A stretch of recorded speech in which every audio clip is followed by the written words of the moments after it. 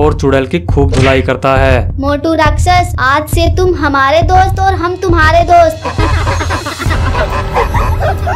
बहुत समय पहले की घटना है। कुछ गायें आपस में चारा चर रही होती हैं। तभी अचानक उन्हें एक बच्चे के रोने की आवाज सुनाई देती है। फिर सभी गायें उस बच्चे के पास जाती हैं। बच्चे को देखकर एक गाय बोलती है, अरे बहन, लगता है ये किसी राक्षसनी का बच्चा है। इसकी राक्षसनी माँ यही कहीं होगी। तभी उन सभी गायों को नजर आता है कि उसकी राक्षसनी माँ मर चुकी होती है। गाय बोलती है, इसकी माँ मर गई लगता है, इसे तो हमें ही पालना होगा। तभी दूसरी गाय बोलती है, अरे बहन, ये राक्षस का बच्चा है, ये बड़ा होकर हमें ही खा जाएगा। चलो चलो, इसे यहीं रहने दो। फिर एक गाय बोलती है, अरे नहीं बहन, ये यहाँ मर जाएगा, इसे तो मैं ही पाल लूंगी। ऐसा कहते ही वह बच्चे को उठा लेती है और अपनी पीठ पर बिठा लेती है और वहाँ से चलने लगती है। तभी एक गाय बोलती है, रुक जाओ बहन, हमारी बात मान लो, उसे गांव वाले मार देंगे। लेकिन वह गाय उनकी बातों को नहीं सुनती और गांव निकल पड़ती है और अपने स्थान पर पहुंच जाती है। तभी सभी गांव वालों को पता लग जाता है कि एक गाय राक्षस का बच्चा उठा लाई है।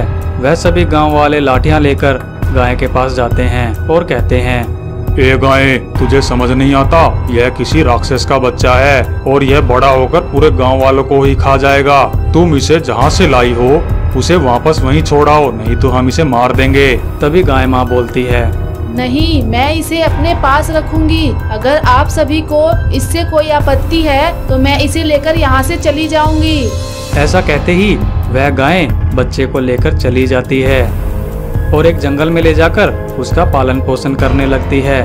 वह राक्षस का बच्चा धीरे धीरे बड़ा हो जाता है। गाय उसका नाम मोटू रखती है क्योंकि वह राक्षस बहुत ही मोटा होता है और भारी होता है। कई बार वह राक्षस घूमते घूमते गांव पहुंच जाता था। जो बच्चे वहां खेल रहे होते थे तो वह उसे देखकर अक्सर भाग जाया करते थे। तभी भागते भागते एक बच्चा बोलता है, अरे दोस्तों, मोटू राक्षस आ गया, यह हमें पकड़कर खा जाएगा, अपनी जान बचाकर भागो। तभी दूसरा बच्चा बोलता है, अरे नहीं, ये हमें नहीं खाएगा, ये तो हमें खड़ा खड़ा देख रहा है। फिर सभी बच्चे खड़े होकर मोटू राक्षस का मजाक उड़ाते हैं और उस पर पत्थर मारने लगते हैं। मोटू राक्षस वहां से भाग जाता है और मोटू राक्षस बहुत ही उदास हो जाता है। वहीं दूसरी तरफ एक चुड़ैल गांव पर हमेशा हमला करती रहती है। चुड़ैल कहती है,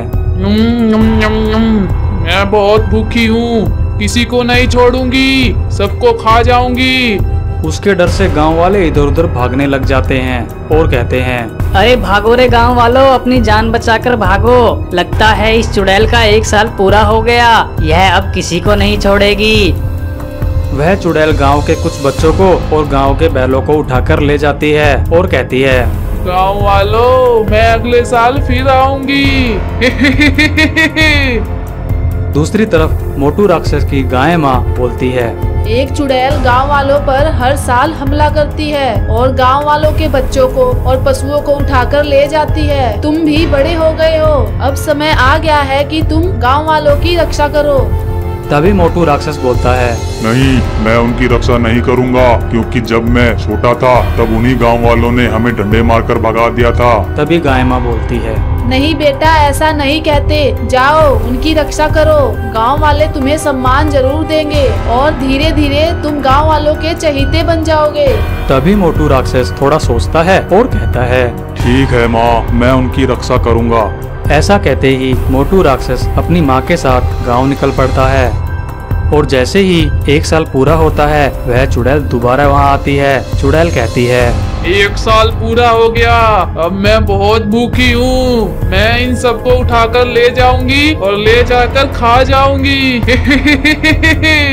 मोटू राक्षस चुड़ैल को देख लेता है और चुड़ैल के पास जाकर कहता है, चुड़ैल, तेरे पाप का घड़ा भर गया है, क्योंकि अब मोटू राक्षस आ गया है। मैंने गांव वालों की रक्षा करने का दृढ़ निश्चय किया है और अब तू अपनी आखिरी सांसें गिनना शुरू कर दे। मोटू राक्षस चुड़ैल की तरफ दौड़ता है और चुड़ैल की खूब धुलाई करता है। यह दृश्य सभी गांव वाले देख रहे होते हैं। गांव वाले कहते हैं, यह तो राक्षस बहुत ही अच्छा है, हमें मोटू राक्षस से डरने की कोई जरूरत नहीं है। वहीं मोटू राक्षस चुड़ैल को मारता मारता दूर ले जाता है। इतनी मार खाने के बाद चुड़ैल का दम निकल जाता है और चुड़ैल वहीं मर जाती है। तभी गांव के सभी बच्चे वहां आ जाते हैं और मोटू राक्षस से कहते हैं, मोटू राक्षस, आज से तुम हमारे दोस्त और हम तुम्हारे दोस्त।